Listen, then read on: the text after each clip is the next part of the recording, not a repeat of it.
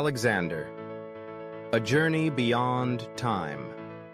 At the moment Alexander ascended the throne, the world already had a supreme ruler. The Persian Empire, wealthy, vast, and greater than any empire in human history. And Alexander?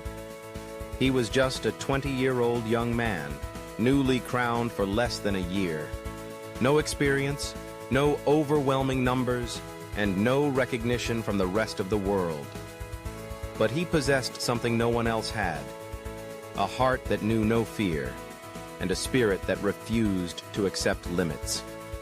1. Challenging the world. Alexander did not choose defense. He didn't wait for enemies to knock. As soon as he united Greece, he crossed the Aegean Sea. Not to scout, but to wage war against the mightiest empire on earth. A reckless move. But those who make history have never walked the path of safety. 2.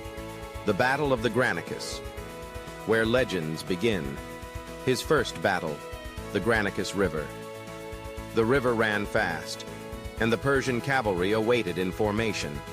His generals begged him to retreat, but he simply said, "I do not wish to win tomorrow. I wish to win today." And he charged into the current, leading the charge on horseback, through spears and death. He nearly died, but survived, and emerged victorious. Persia lost. Asia Minor fell to Macedonia, and the name Alexander began to echo in fear across the east. 3. The Battle of Issus. When empires trembled, Darius III, the king of Persia, finally stepped in. With twice the army, war elephants, archers, elite cavalry, the Battle of Issus, 333 BC.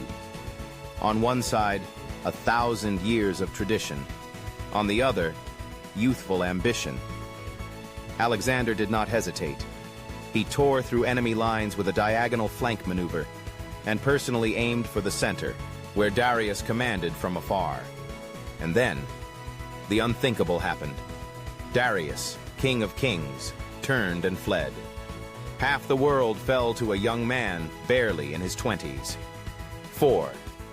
The conqueror of hearts. Alexander did not destroy. He rebuilt ruined cities. He respected local cultures, spoke the people's languages. He married Roxana, an Eastern princess. He was not merely a conqueror, but a unifier. Alexander didn't want domination. He sought harmony.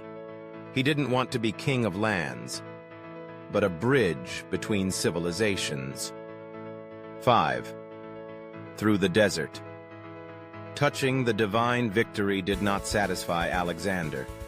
He ventured into the Siwah desert, where the sacred temple of Amun awaited. And there, the priests proclaimed he was the son of a god. No one knows exactly what was said inside that temple. But from that moment on, Alexander changed. He no longer fought to be remembered in history books, but to etch his name into eternity. 6. Beyond human limits. Seeking immortality. Alexander had defeated the strongest empire on earth. But he did not stop. Because greatness wasn't enough. He wanted immortality. Ahead of him lay deep Persia, mystical India, uncharted realms, not to conquer, but to fulfill a sacred mission, to rediscover his own essence within the vast universe. If you're still hearing these words, perhaps your soul too is awakening. Perhaps a flame of legend has been stirred within you. Because history never truly dies. It lives in the hearts of those who still dare to dream big and walk toward the impossible.